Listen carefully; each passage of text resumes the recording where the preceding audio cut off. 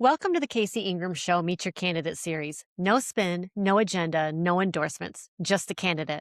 Before we begin, I'd like to thank the many listeners who submitted questions for this interview. Several of those questions have been incorporated into today's discussion. Questions are not shared with the candidates prior to the interview. If you enjoy the show and would like to stay informed on local issues and elections, be sure to hit that subscribe button. I'm Casey Ingram. Let's get into it. Today I have Derreck Ogden, who's running for the City of Stuart Commission Group 3. Welcome to the show, Derreck. Appreciate you Thank you taking very time much. out of your I was gonna say appreciate you taking time out of your Saturday here.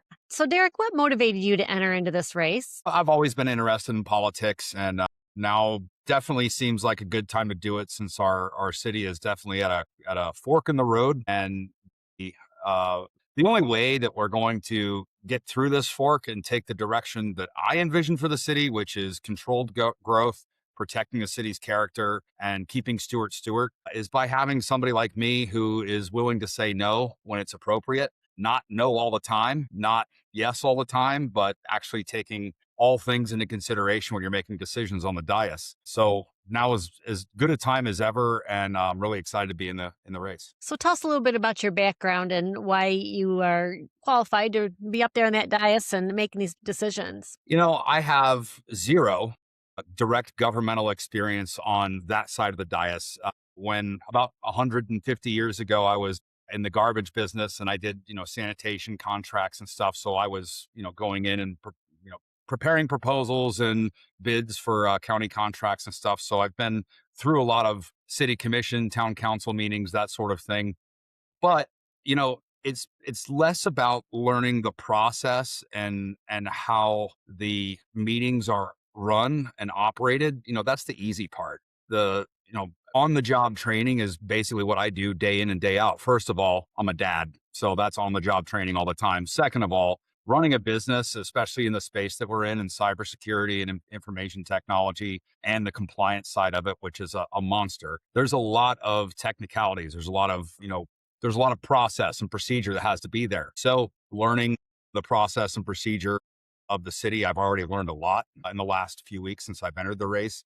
And it's not something that intimidates me. And I'm excited to learn something new going into the position of city commissioner. So, a lot of folks would say that not having experience on the dais is actually a good qualification. So, certainly not meant to be not a qualification there. But secondly, there's a lot of narrative going around right now that if you are, not pro Brightline station, you're anti-growth, you're anti-business. Derreck, you just said you run and own and have grown your own business. So what do you say to that narrative? Anti-growth, it doesn't matter if you're anti-growth. Stuart is going to grow. People are going to come here. And that's if one thing remains true, which is Stuart keeping its character, right? As long as Stuart maintains its character and we protect it, people will continue to want to be here, and Stuart will naturally grow that way. I am not anti-growth. I love seeing new buildings. I'm excited to see the new Seacoast project that's going up on Colorado. There's a lot of good things that happen from growth and new projects. On the business side of things, I think that the other organizations that are out there, the CPACs, the chambers, their priority is really on the big businesses, right? I've seen them turn their attention completely away from small businesses and direct them at Costco's. I've seen, they always kind of lean towards whoever has the most funding. They lean towards whoever is supporting them financially the most, and that's it. And, us small businesses really don't tip the scale a whole lot for the chambers. And in my experience, at least, and being involved with the chambers for 13 years, the beginning of my business, didn't really get much help, right? When you actually needed it, right? So I feel like I've done just as much to help small businesses in this area directly, right? To than, a lot of the chambers have. And, I talk to small business owners up and down East Ocean. When I'm going out knocking on doors, I'm going to businesses too. And there's major concerns. There's major concerns with properties without zoning. There's major concerns with people that are trying to expand or add on to their business and they can't get where they need to go. And some of these problems are new. Some of these problems are old. Some of them involved my opponent Merritt. Some of them didn't. right? So there's a lot of things that just need to be sorted out there. But small business is the backbone of our entire country, and especially in this city. So we need a better focus on small business than we've ever had because there's big companies moving in here, the Costco's, the Hiltons, the Walmarts. I mean, everybody's coming to Stewart, so the big dogs are coming too. Absolutely. Now, what unique perspective would you bring that is currently missing on the commission? I think the fresh eyes, not having been stuck in the mire and having preconceived notions about things, also not having anybody, well, hopefully nobody having any preconceived notions about Derreck and how Derreck is going to vote on the commission, right? I think people know that I want to take the consideration of the residents in mind first because that is who we work for. And it doesn't seem that way recently. It seems like, we've had over the last 8 years or so, the commission has really been kind of working for the special interests and the voters kind of get cast aside, which is sad. But as a resident of the city of Stewart, that's how I've felt. So I think it's important to focus on each item that comes across the dais on a case by case basis, right? And I always say, how much is this going to cost? First of all, right? The actual taxpayers, right? So who's it going to help? Who's it going to hurt? And who is actually going to be on the hook for it and for how much, right? And we run into these things where a lot of that is, they get to the first question, who's it going to help? My donor, this big company that supports, this other organization I'm a member of. That's all I need to know. If it helps them, I'm going to vote yes. And that's not appropriate. That's not how our city government is supposed to work. That's not how any government, even our county, is supposed to work. And it's sad to see it kind of going away. So what I've done is looked at a lot of the past decisions and kind of thought about how I would have, thought through that actual yay or nay vote, right? Like what would I have done? And on just about every one of them, I don't understand why they voted yes on, at least 15 of these 20 projects, right? So Give us an example of a couple projects you're referring to. Costco, I'm a Costco member. I love Costco. I was happy to see a Costco go in. And 6 months ago, if you'd asked me about the Costco, I would have said, you know what? Like, we have a great store here and it's not that big of a deal. Do we have more traffic on Canner Highway? Yeah, but I don't drive the highway a lot. I'm not on the road. I work remote mostly. So it doesn't really bother me. And then I started looking into it and started, reading up on the environmental impact, the actual traffic impact, right? Rush hour, I'm never on Canner Highway. So I've been intentionally going out at these different times when there is heavy traffic, and it is a fiasco out there.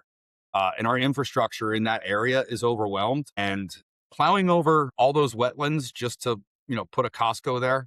I don't think that was a good decision in retrospect. And hindsight's always 2020, but there's a lot of places that could have gone or it could have been designed differently and not have impacted our local wildlife as much. And I think a So lot of I'm sorry. Costco is one of them. I'm going to ask for the second one, but I think a lot of the issue too at the Costco was the apartments going in there as well, right? So the apartments, as I understand it, we've approved 375-ish apartments, but that has the potential to be a lot more than just 375 apartments. That's what's approved now, and it hasn't even been built yet. So, we're looking at dumping another potentially thousands of cars, but probably close to 1,000 cars on the Canner Highway right there. Rush hour in the morning, rush hour in the evening. And that's a lot. It's a lot for the infrastructure to handle. And we're already strained. Absolutely. And what's another project? I would say probably the next one would be the Cube Smart. It's kind of an eyesore right out by the road. I drove out there actually last night. I'll tell you about my police ride along when we get to it. But last night we had a traffic stop when I was on my ride along and we were in the Cube Smart. I'm looking at this neighborhood and I just feel terrible for the people who live on this street where you've got little house and this giant, I sarcastically compared it to the NASA shuttle assembly building, like this just monster building right next to this house in this neighborhood. And, again, if you build it, they will come. There's 845 units in that storage facility.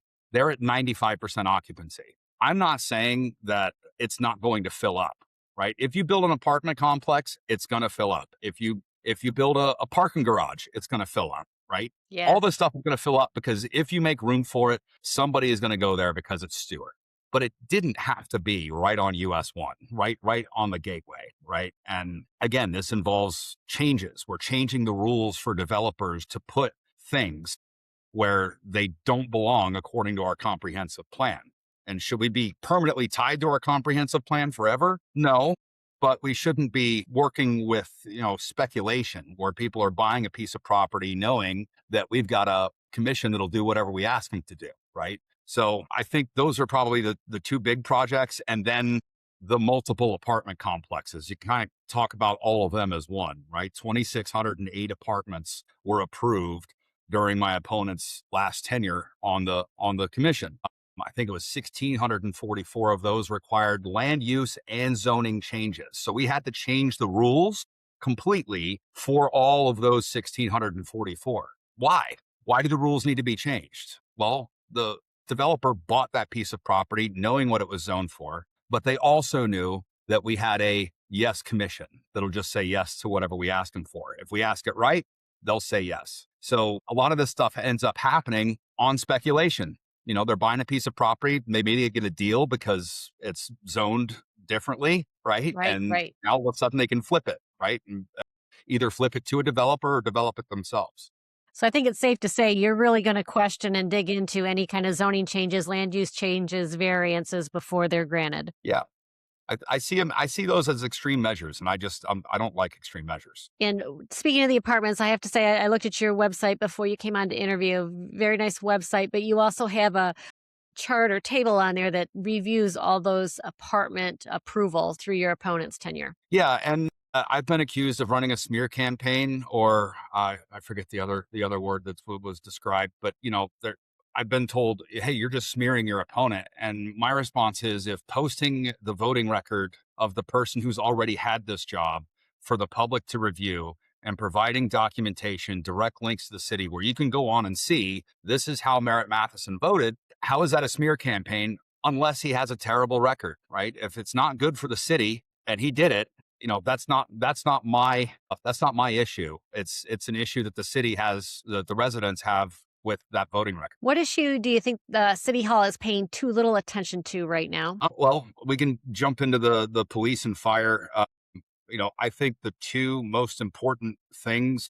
services in the city are police and fire. If your city's not safe, you're not a real city. If you can't keep your people safe and you can't respond to calls, you can't do your job, you're not real. You're not a real city, right? Our fire department does an amazing job. I did a 24-hour ride along with them a few weeks ago and went to Station 2, slept in the bunks, ate breakfast, lunch, and dinner with them, went on all the calls. And we are so fortunate to be in a city with people like this on the front lines. Just an amazing level of kindness and gentleness. And the first call we went to was a gas leak. Somebody called, said they smelled gas in a restaurant.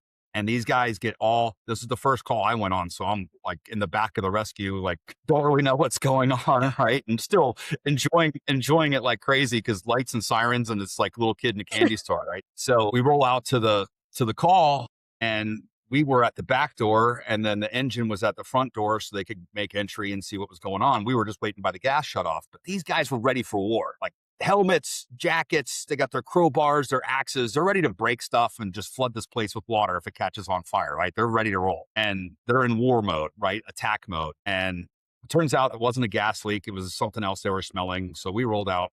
And then the next one was we went to a retail store where an elderly lady had felt faint and sat on the floor and just laid down. She didn't fall, but she was just not feeling good. And the same two guys I was riding with, Sean and Brandon, great guys, Brandon Gonzalez and Sean Grimley, fantastic fire rescue guys, awesome people. They treated this woman so gently, like they were her grandkids, right? And they were so just calm and gentle with her. It was touching to see the difference in their personalities between those two calls. So the issue with fire right now is that we have multiple trucks that normally would have 3 people on them in another fire department, right? Martin County runs 3 people on an engine. They run 3 people on a rescue. And the best way to describe it, and I wanted to go on the ride along to kind of see how they work so I could really understand and articulate it. But if you or somebody you love is having a heart attack, how many people do you want to respond to that call? So when the ambulance rolls up, we got 2 people right now. Okay. So you got 1 person doing compressions. You have 1 person running the ventilator. Who's going to drive the truck to the hospital? One of those things has to stop. right? They have medication they can actually deliver through your bone marrow. It gets right to your heart faster than starting an IV. So somebody has to apply that medication, right? Somebody actually has to do that procedure. Well, they can't run the ventilator or do compressions and do that, right? Got So it. 3 people in the truck and a medical response is super important. And then on the engine with the fire, like responding to a structure fire, it's 30 seconds to a minute that these guys would save if they had a third person on the truck. In a structure fire, 60 seconds is an absolute eternity, right? It's the difference between your garage being on fire and your whole house being on fire. So we've got 4 trucks. We're a person short on each of those trucks. Each one of those trucks to fill that one seat would need 3 people. So we need 12 new firemen to really have our fire department fully staffed. But if we keep adding apartments and we keep adding single family homes, if we keep just building, and we keep changing our zoning and our land use to allow more residential, it's just going to add to that already existing strain. And these are not big problems that need to be immediately solved. There's a lot of things we can do without touching taxes, without increasing budgets. But we also need to slow down a little bit on the growth so that we're not overextending ourselves more than we already have. On the police side, I rode, it was last night. I got back at 4 o'clock this morning. I'm still exhausted, but I rode on the traffic unit and rode with Officer Lott. Again, amazing person. And I always assumed that the traffic guys were just out to write tickets. Like they just want to find the cars, write tickets, do DUI arrests and whatever. Not at all what I expected. Like the case, the actual reality was not at all what I expected. And his number one thing that his bragging rights are that from January to March 2025, compared to January to March 2026, traffic crashes are down 15% in the city of Stuart. Now we need a third year to really plot that out and make sure that data stays in line. But we rolled out those 3 new traffic units in October, and we've already cut 15% of our traffic crashes, right? So those are Huge. good results. So Mhm. I'm getting with their police union and talking to them about other issues and seeing what else might be able to be fixed or helped as far as the police department goes. But, again, these are issues that aren't extremely pressing, but they will be Right. if we don't address them early. With the fire department, I believe the county has a paramedic and an EMT on every truck. Is you said there's only 2 people here, so what's the paramedic EMT situation with the emergency response in the city of Stuart? So they have a new I'm going to say it wrong. Interlocal agreement, ILA, with the county. Is that what you're asking about? What the No, I'm just county and the wondering how the city? truck's staffed. Do you have EMTs and paramedics to handle those emergencies when they're responding to them? Do they have enough EMTs? And paramedics. Yeah, generally they have to wait for another truck, right? So they need a second truck to respond to that. So, you've got 2 trucks responding instead of one. Sometimes that would happen anyway, but what if the other truck is busy, Right. right? What if they're already on a car crash and, there's a reason we have more than one truck so they can go do more than one thing, right? So if we have to send both the trucks to all the calls, it doesn't make sense to have the 2 trucks. I mean, one's an ambulance, one's a fire truck. Right. But my point is, why roll 2 trucks? Why not just have both the guys? Why not have all the seats filled that should be filled on that truck in the first place? What would be your first policy initiative if you were elected? I think that every commissioner should spend time with police and fire once a year just to see what's going on in those departments, given that those are our front lines for safety. And any issues that we have there are going to roll down the line. I also think that there's a lot of good ideas that have been fielded. And I believe that Sean Reed has made big strides towards transparency and putting things out there and making it easier for the public to access information about the city, putting the agendas out a week ahead of time. And that was tough on staff, and there was some pushback there. But making sure that people had time to prepare before the meeting so that they were informed and then they could go, not just trying to cram before you take your midterm exams in college, right? So not just trying to cram and do the Cliffs Notes version. And I've heard other ideas like putting the emails on the website like the county did. That's a great thing. It's nice to be able to just access that information. I've done public records requests before. It's a pain, and you have to kind of know the system and figure out, how to get the information you're actually looking for. but just making it searchable would be really nice. So as far as my policies go, what's initially going to come out of the gate would be, those things, making sure that the commissioners not changing any rules in the city, but actually holding the commissioners more accountable for what we're doing and making sure that the decisions that we're making aren't just blind decisions. We're not just going to look at a piece of paper with some numbers on it and vote yes or no. You should know what's going on in these departments. These are areas of the city that we're responsible for. Absolutely, Derek. That's one thing that shocked me was the Brightline agreement. That was before Sean and Laura Giobbe were elected, but the commissioners voted on it, and the agreement hadn't even been given to them to review yet. It was still being processed and worked out. So I don't know how you vote on something without reading it first. So agree with you 100%. We need transparency and hopefully commissioners that are reviewing what they're voting on. It sounds like something that would be said in Washington, D.C. I remember there was a certain healthcare bill that was getting passed, Hmm. and a lot of flack was received by one of our trusty DC representatives when he said, "We got to pass this thing so we can see what's in it." Like, Right. no, we need to see what's in it before we pass anything. Exactly. And I think there's a lot that's been rushed into, and I think that the reason for that rush.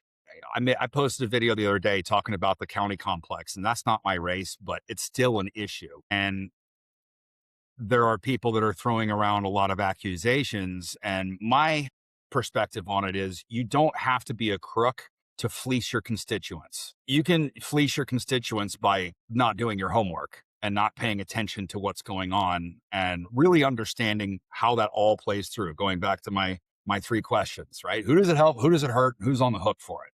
So really understanding those three things about any item that comes across the dais is the most important. And your number one priority is always the residents of Stuart. Amen to that. I happen to be doing a roundtable tomorrow on that unsolicited P3 bid with a couple residents and Commissioner Vargas. So that'll be interesting. However, moving on, the proposed property tax amendment that will be on the ballot in November could significantly reduce local government revenues if approved. If it passes, what specific area of the city budget would you cut first, and what area would you protect at all costs? Protect at all costs is basic services. And there might be cutbacks that I know DeSantis said he had a trust fund set up where that the cities could recoup some of the money lost or most of the money lost from the property taxes. I haven't fully looked into all that yet. I like to address problems when they're actually problems, right? Plan ahead a little bit and kind of prepare yourself for it. But, the most important things that our government is supposed to do is keep our area safe, keep it clean, and make sure that any disputes between residences or businesses are resolved in an amicable manner. So those three basic things are really the role of government. Unfortunately, usually the first thing to go is parks, right? Parks and recreation departments, right? And I'm not saying get rid of the parks. I'm just saying that a lot of times that's where the county goes. That's where the city goes. Cutting back on the budget there because it's viewed as kind of a luxury item. It's an amenity. It's something that's not really required. But at the same time, I'll fight to the death to protect that Sailfish Ballpark. I grew up playing baseball there and stuff. Like, there's no way we're getting rid of the Sailfish Park. Like, I will fight for that tooth and nail. It's a ridiculous idea to even try to get rid of that park. And I think there's a lot of misunderstanding and I don't like the word misinformation, so I'm going to say the real word, lies. I think there are a lot of just bold-faced lies about the ballpark and the way that it was portrayed with this referendum. That referendum was rolled out to protect that ballpark because right now the commission could sell it, lease it, do whatever they want. That's the case right now. Putting it out to referendum would have given us voters the opportunity to say, no, lock the ball field down. We're not getting rid of that. We got 5 ball fields in the city of Stuart. I might be wrong about this, but I'm counting. Right. I know there's 4 there, and I know there's one at Guy Davis. That's it. We're not getting rid of 4 of our 5 baseball fields. Anyway, so getting back to your original question, which is the property tax amendment, we'll have to see how that plays out, right? Everything tends to work out. I don't foresee major issues in this city budget wise because of that. I think most of that has already been accounted for. But again, everybody keep your eyes peeled, not just me, not just KC, but the actual voters. Keep your eyes on this. I'm glad you brought up the Sailfish Ball Fields. That's a question that was coming up for you anyway, because I'm glad you pointed it out. That referendum was for the voters to decide if they would have a say, be able to vote if the city should lease it over 10 years or to sell it. And for folks that have been here, those Sailfish Ball Fields were almost sold back in 2019. It was a very close commission vote. It takes 3 commissioners, folks, to sell them. And I was shocked they didn't at least let it go to the second reading. I don't understand that. It was a 2-2 vote. So the motion died, unfortunately. But it's good to know where you stand on that. What's your opinion even on not letting it at least go to the second reading? They had some valid questions. The second reading, you could answer those questions, bring in more public input, and then you vote whether or not it goes on the ballot for voters to decide in November, but they stopped. Yeah. And, this goes back to the outside pressure that's on commissioners. And where does the influence and the pressure come from? It comes from friends. It comes from family. It comes from donors. It comes from organizations you've been a member of. I mean, my opponent went through the whole Stuart Martin Chamber leadership program. He's been groomed to go into government, know all the process, know all the procedure, know how to be civil and polite and smoothly do all the things that they want him to do. And who are they representing? They're representing the big dogs, the Costcos, the developers, the true Hilton that's going in on Colorado here. Like, he wasn't involved in that particular vote, but we're putting a hotel on Colorado with no parking. Yeah. What do you think? What are we doing? But the outside pressure that comes where it's just like, hey, buddy, just vote yes on this thing and call it a day. Like, I need you to vote yes. Are you listening to me? I need you to vote yes. Right. And people who have those connections often just kind of buckle, like they fold. And it's not that these are bad people that we're talking about. They just have too many strings attached. They have too many people pulling them in the direction away from the actual priority that they should be holding, which is the residents of Stuart. So those decisions get made and then they try to justify things later, but it's tough to roll over the fact that, you voted yes. Mm-hmm. What is the appropriate balance between economic development and preserving Stuart's small town character? Yeah. I mean, our small town character, like, what does that mean? I mean, we're an all-American small town. We have, Osceola Street. I'm there daily. Every day I'm on Osceola. It's the difference between keeping your historic district in the feel of the city. We have all American small town, but we also have that like coastal Florida feel. Right. And we're not Miami Beach. We don't want to be Miami Beach. Like, there's, if you want to live in Miami Beach, just go move to Miami Beach. But we also have a lot of responsibilities as far as, making sure that we have places for people to live that are in our workforce. We have priorities for, tourism for the businesses and our communities that are already here that work for those businesses or own those businesses. I think our aesthetics, the way the buildings look, we should be paying attention to the types of development that we could be doing, right? We had the option to have, and I can't remember exactly what the actual project was that was proposed before the Hilton, but I believe it was commercial retail, something like that. But they had parking, for crying out loud, right? Like, they actually had places for people to park when they came here. It may have been a dog spa kind of place, if possibly. I remember something like that in there. Yeah. So commercial retail, they had parking, everything was kind of planned out, but the city commission at the time gave that owner such a hard time about mangroves and stuff that, they said finally they gave up and they flipped it and they sold it to someone else. And now Mr. Patel is building the Hilton. Well, now we don't have the mangroves and we don't have parking, right? So, it's kind of, it's tough because you're trying to pick the winner, right? Well, it could be better, it could be worse. And I've heard that excuse a lot from my opponent. Well, it could have been worse. Well, yeah, of course, it's easy to make things worse. You could always make it worse. But what we're trying to do is figure out how to keep things steady, right? We have this kind of roller coaster that's happening with our development where we have 4 years of everything gets approved. And then we have 4 years of nothing gets approved and things are like, like the zoning in progress and whatever. And, the real estate association asked me the Realtors Association asked me if I thought that the zip was intentionally there to stop development. Some folks view it that way, but we got to stop the pendulum from swinging. That's kind of been one of my themes is we can't go fast growth, slow growth, fast growth, slow growth. We need to have a balance between what does the city actually need and what can we do with this property and respect our comprehensive plan. As far as the look of the building and stuff, I mean, that's good things that you can do to kind of keep that feel, that all American small town feel. But there's certain things that stick out like a sore thumb that are just obviously not Stuart, right? Right. Q Smart is one of them. It's a beautiful building.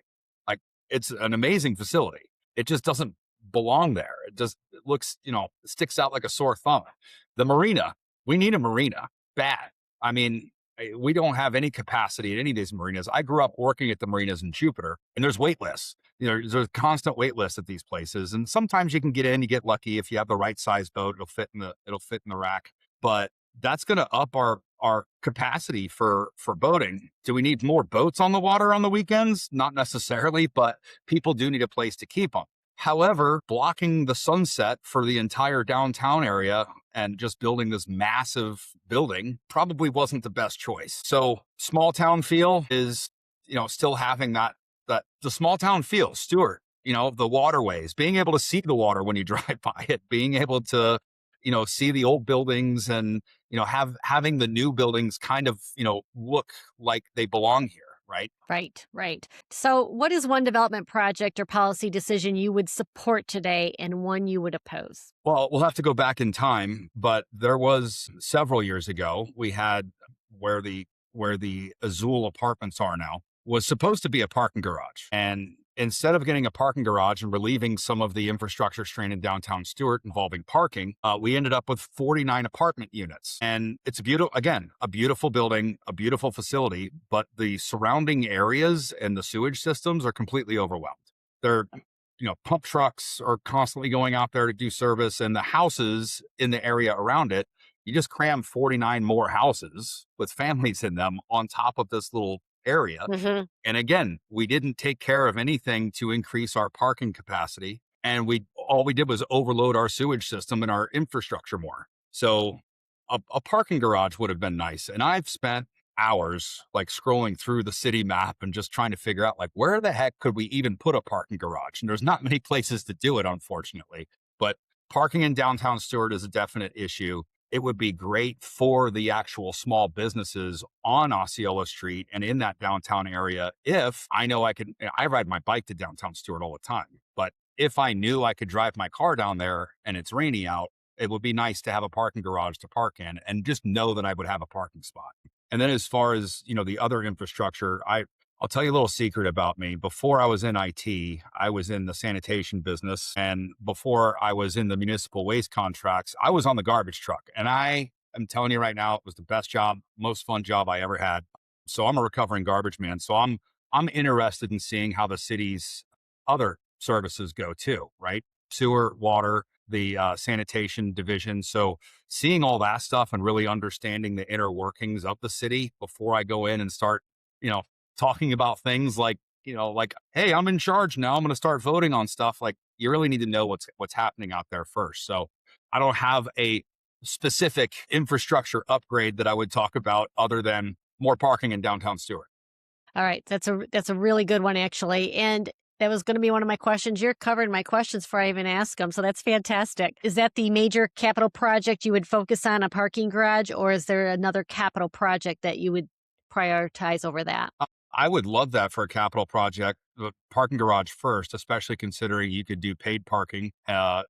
Sometimes you can even do temporary paid parking until it's paid off, right? Or, residents could get a pass or whatever. So that's a capital project that you could actually invest some capital and then recover a lot of that capital and then move on to the next thing. So it's kind of an obvious first capital project because you can actually recover it if you can find a place to put it now.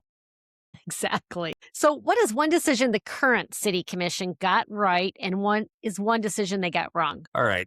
The right and wrong thing, there's a lot of gray areas in government. Our city manager situation where we had a lot of turnover and our previous city manager felt mistreated.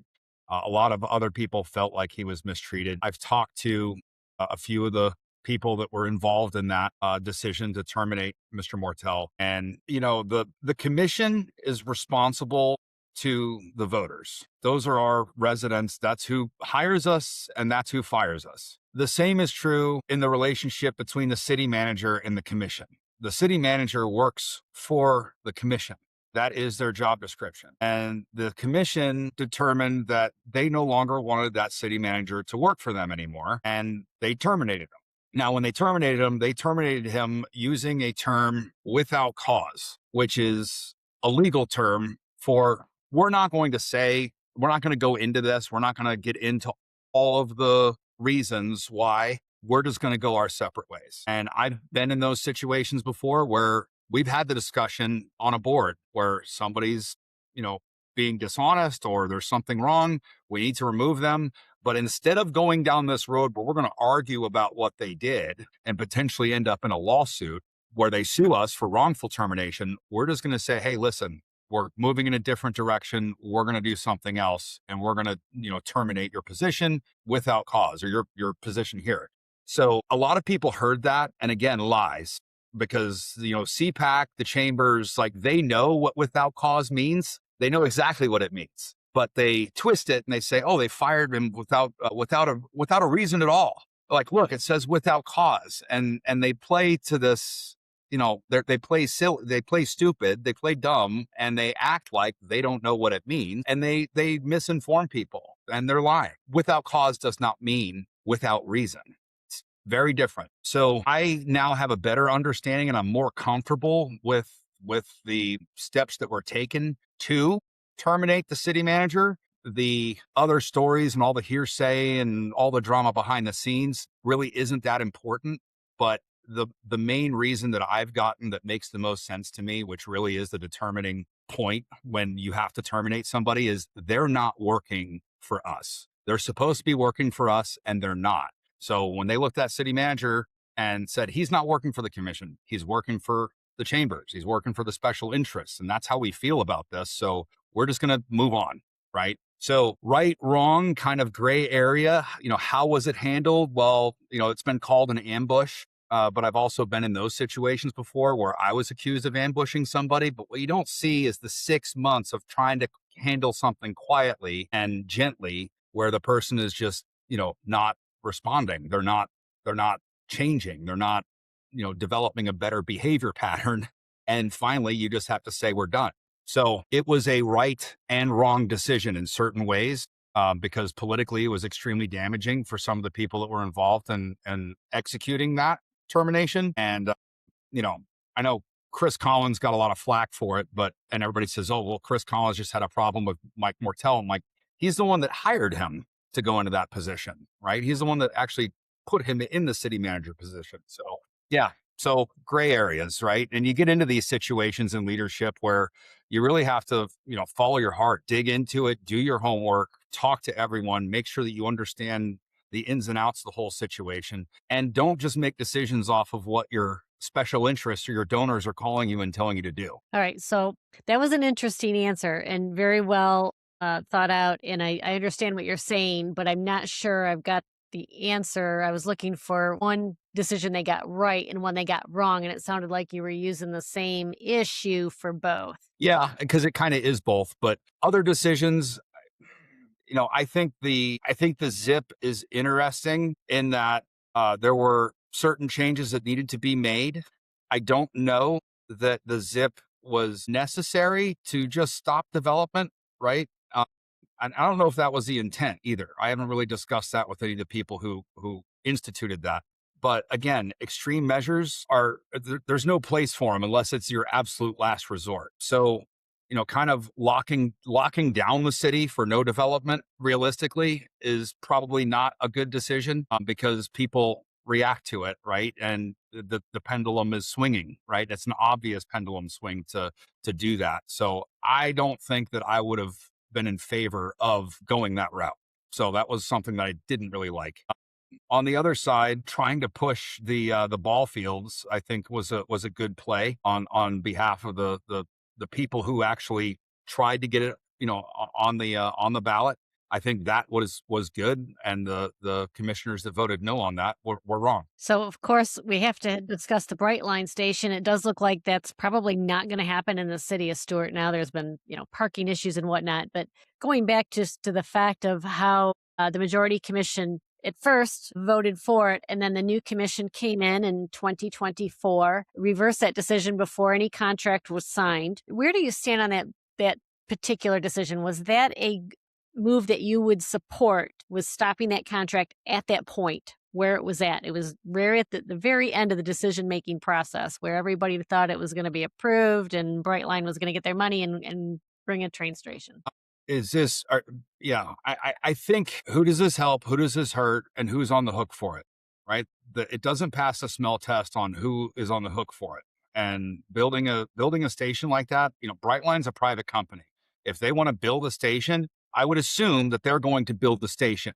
They're not going to have us build it for them, right? If I want to open an office in West Palm Beach, I'm not going to go to the taxpayers of West Palm Beach and say, hey, I want to open another location down here for my burger stand or whatever. Why don't you guys build it for me, and then I'll start making burgers? The rail system is a little bit different, but it's still a private company. And, again, this is kind of a straw man. And, the Brightline is such a hot topic, but it's almost a dead topic. There's so many things at play. Number one, dropping the Brightline station right next to East Stewart is going to overwhelm that neighborhood. I mean, East Stewart needs to be protected. We can't go in there and just gentrify the place and have their property values going through the roof and price them out of their neighborhood. That should not happen. We need to protect East Stewart. Dropping that Brightline station there is going to make the Sailfish ballparks even more attractive to developers and even more attractive to a commission who has the power to sell it. So overall, and there's a million different things to talk about, right? How many times a day they were planning to stop? 4 stops a day? Nobody's actually commuting for that. Like, it's not a commuter train. This is, you're thinking about it like it's tri-rail in some cases, right? And it's not. So, getting on the train and riding to Disney World with your family for, the weekend or for the day or whatever, and paying $85, right up, right back, that would be really cool, right? I'll admit it. It'd be cool for me to be able to get on my bicycle and ride to the Brightline and go to South Beach if I wanted to, right? I could ride to Miami. That would be neat. But I don't think that dropping that Brightline station in downtown Stuart is going to be good, short-term or long-term, for East Stuart, downtown Stuart, or the city of Stuart at large. Now, even if we wanted a Brightline station, even if everybody agreed in the city of Stuart and said, we want a Brightline station, we have the perfect place for it, we got plenty of parking, the infrastructure is ready to roll, we are good. And East Stuart is super pumped about it. Everybody wants it. FEC probably still wouldn't let them do it. And even if FEC was going to let them do it, Brightline, we got 2 days until they have to make their payment. Today is the 13th. We're going to see on the 15th whether they're even financially solvent or not. Right. So, we're betting on a sick horse here. And we're having these conversations about the Brightline because it is a popular topic and it does need to be addressed at some point. But it's used as a political lever in a lot of cases to, argue. Right. Or, I'll say something on here and I'll probably say something that's wrong. And somebody will pick it apart and say, oh, this is what Derreck said on the Casey Ingram show or whatever. And if I say something wrong, I apologize. I'm learning. Right. I'm always going to be learning. But the fact is, you're not going to leave that train bridge down all the time without the Coast Guard having to say something about it. And you're not going to get the Florida East Coast Railroad to approve building on their land unless they want you to. So it's kind of a moot point. Does that make sense? It does. And I do want to say one more thing about that I don't know if folks are aware of. That is that when the Brightline contract was going out with the county, the Brightline, one of their demands was to get the parking lot for the Sailfish Ball Fields. That's used for the Sailfish Ball Fields right now. It's a separate parcel the county owns. The county wrote them back, County Administrator Don Donaldson, and said, yes, you can have that for apartment buildings and transit-oriented development. So when you're talking about those ball fields, folks, that would be a 3-commissioner vote away from expanding on that transit-oriented development. The county was already going to promise Brightline. Now, residents threw up sand. The county just quietly just didn't address it. It suddenly just went away, but it's still out there. So You're very passionate about the ball fields. It is something we all need to keep our eye on because these things sneak through sometimes in the seems like the dead of night. So, And just like little kids, developers, you give them an inch, they take a mile. absolutely. Absolutely. Derek, what is one promise you can make voters today that they can hold you accountable for 4 years from now? I work for Stuart residents. I work for you. I don't work for anybody else, and I don't answer to anyone else.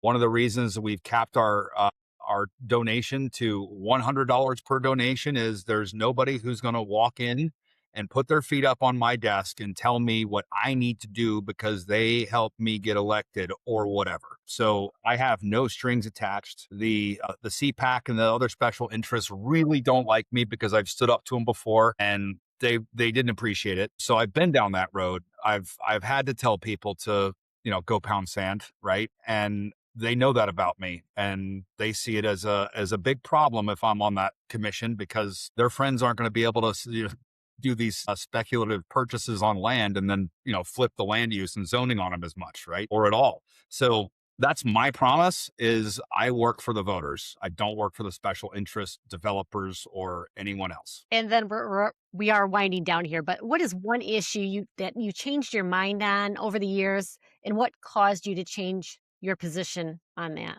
I go back and forth on the Brightline situation, like all the time. Like we've already kind of talked about it, but on one side of my head, I'm thinking, hey, it'd be kind of cool to just jump on the train with my daughter and go to Disney, right? But on the other side, it's like, and hey, it would probably be really good for my home value, right? Like that would be cool, right?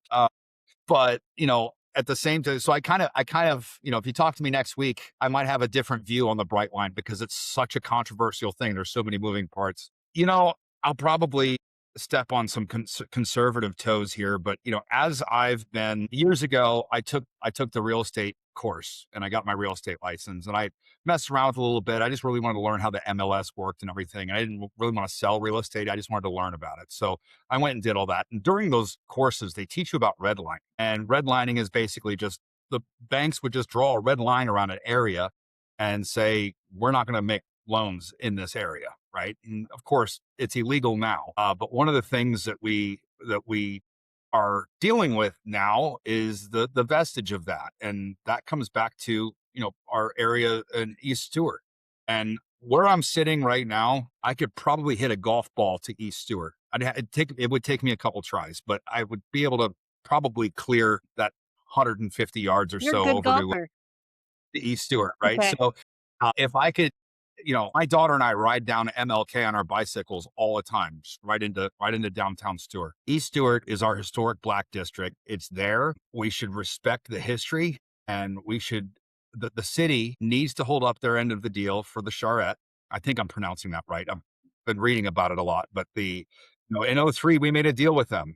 And we need to make sure that we're protecting East Stewart, protecting their history, and respecting their neighborhoods, not pricing them out. So that's something that I maybe haven't changed positions on, but something I've learned about in the last few years where it's better to like really, I feel better about it, having a better understanding of, why these cities, not just Stewart, are set up the way that they're set up Mhm. and how things kind of happen and how the comprehensive plan gets laid out intentionally. So, and that's one of the reasons I really am passionate about East Stewart is because this is where people raise their families. This is where kids grew up and they deserve to be able to stay there.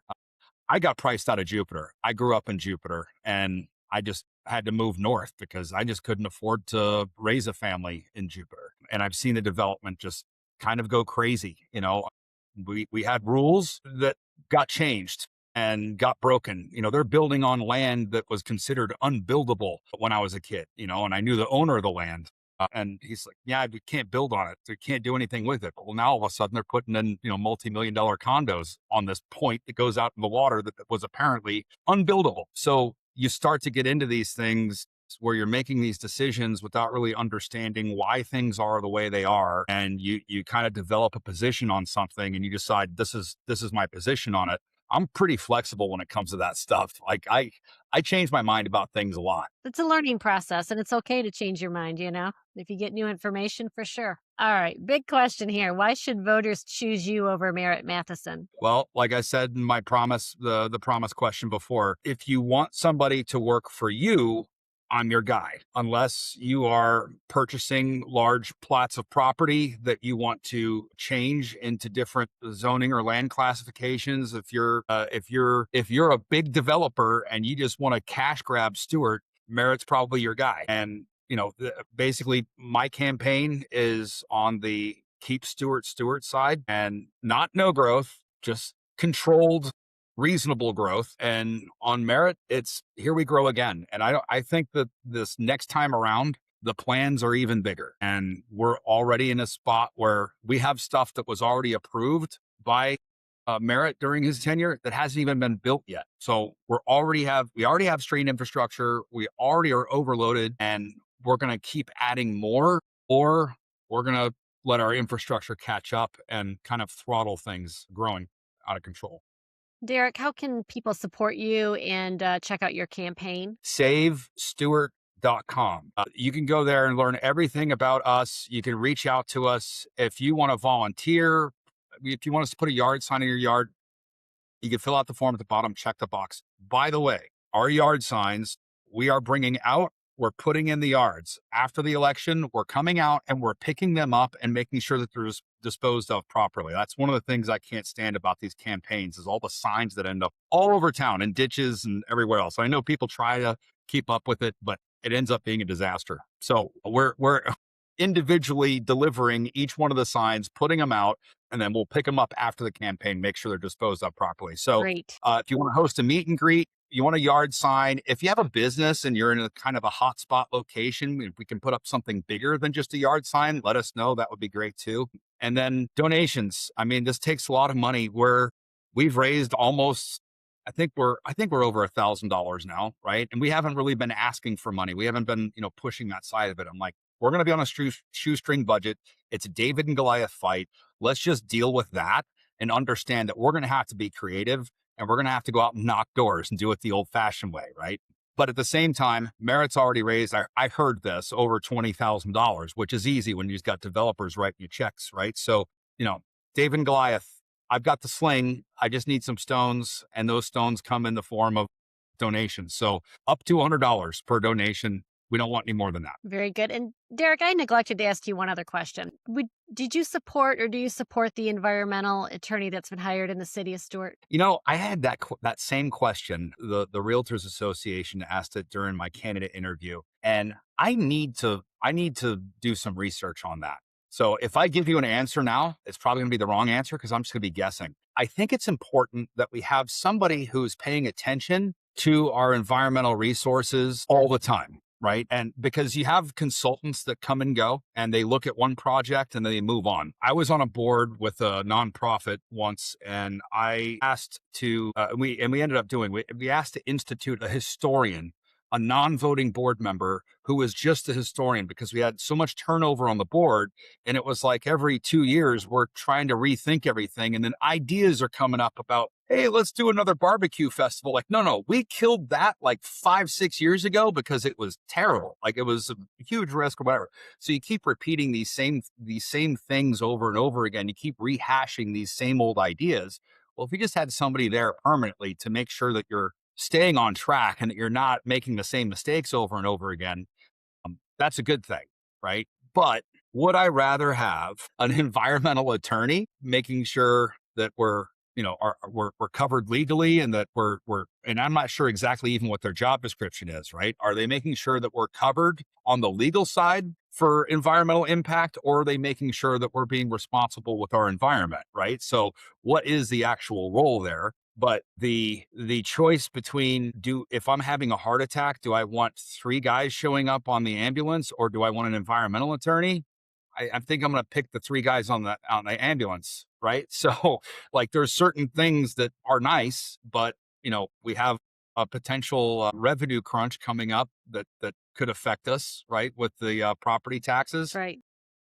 And there's a lot of things in the city that we're spending a lot of money on. It is. It's a tough one. My understanding is that attorney was hired to focus on the St. Lucie River issues. So we had somebody directly working with the Army Corps of Engineers, and that river is our lifeblood. So my understanding that's who that person focuses on. But there's definitely been a lot of controversy. Do we need that position or not? So very good, Derreck. This has been a wonderful afternoon. I appreciate you joining here the show and letting us get to know you a little bit more. And folks, I want to make sure everybody knows it's August 18th. Do not wait to November to vote. It's August 18th. All the Martin County elections will be decided on August 18th. So if you support Derreck, Derreck, give me that website again. Our biggest obstacle is people showing up to vote. Yes. If we can get people to just show up and vote and know who you're voting for, right? Really pay attention. Don't just trust what I'm saying. Go look into it. We put the tool up, but it's not just our information. It's the city of Stuart. So make sure that you're looking at it and paying attention.